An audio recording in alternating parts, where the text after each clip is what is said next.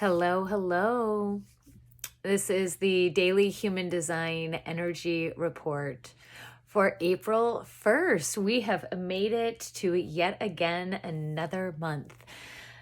April Fool's Day. I don't really play for those games, but April 1st. And so we are on the third line of gate 21. And so the third line's that martyr line, really that trial and error, figuring things out, bumping into things, right? And so this is self-regulation or biting through, right? Realizing and figuring out which of the things we push through, which ones we don't, how do we regulate ourselves when we feel about this contraction, all of these things. And so we're working with the keyword here of powerlessness, where the just are condemned to futile confrontation with superior forces.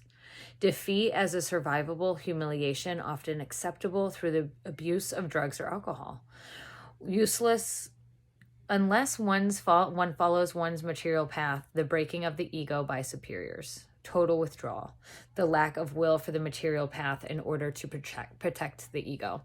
And so interesting, really looking at how much are we willing to kind of adapt to be in society, to stay in society? How much are we willing to kind of look at, and I don't want to say powerlessness, though. We're not giving away power if we're smarter than it, right? If we can understand, if we just learn how to play the game, right? We can learn how to do this. And so it's finding that balance, because we can try to seclude ourselves and go off the grid and do all of these things, but there's a huge piece of society that we end up missing out in, maybe. And I mean, it's all about perspective, right? Some people really enjoy the off the grid.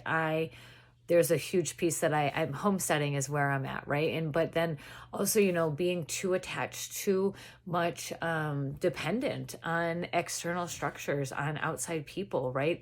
We don't want that either, because then you do lose your power, right? That's when that powerlessness comes, when you're so dependent on something else, dependent on government. If you're dependent on anything, right? Like then that's when they take away your power. And so really learning how to be independent, but not so independent that we don't want to collaborate. Like where's the happy medium there? How can we find some regulation, right? That's why I love the quantum terminology, looking at our self-regulation. How can we find this balancing point of knowing when we're okay with handing over a little bit of our power, but it's not really handing it over because we're aware of what we're doing, right? And so we're more or less finding a compromise to get something else in exchange, right? You're getting something in exchange in which you want, so you're really not giving away any power. You're just finding an energy exchange, looking at it in that way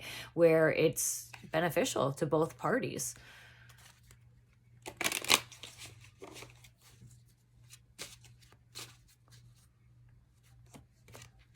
And so collaboration, right? Beneficial to both parties, coming from that G center, going up into the throat. And so really looking at this, looking at how can we find this happy medium. And it's so interesting because in my current world, this is falling right into place in this way. I was really resisting a certain path, and now that path has kind of opened up for me in that way. And so learning how to kind of regulate and also look in through the resistance and look at why there might be resistance and look at what we can do and what feels good, and check in with that strategy, check in with that authority, and maybe ask questions, get some clarity, right? Rather than shooting it out, maybe have some modes of collaboration, or at least an opportunity to chat and see what the main purpose is. Don't exclude anything until you can get all of the details, right?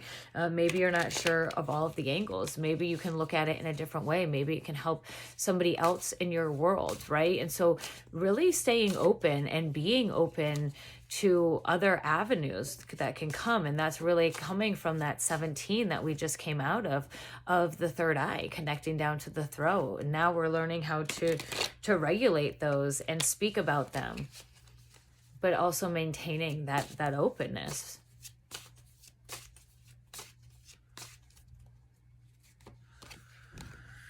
And we get the reminder that we are we are magical, right? And in that openness, when that openness, we do attract, right? And so we can attract the opportunities, the things that are calling to us. The magic fish remind us that that we are the magician. The fish are just a tool. We are the ones that are truly operating it, right?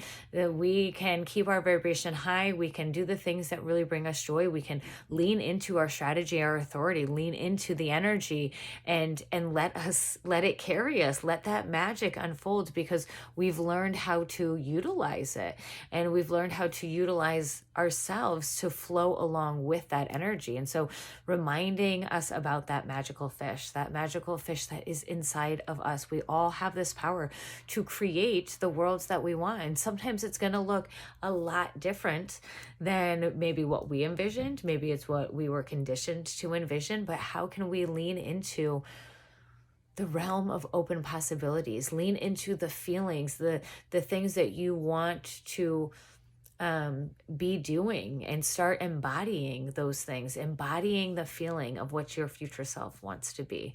That's where that magic, that intention starts to come from. Please subscribe to my channel down below, like these videos, send a comment if you would like to do a private reading. You can also email me, Christine@essentialstrong.com. Sending you all so much love.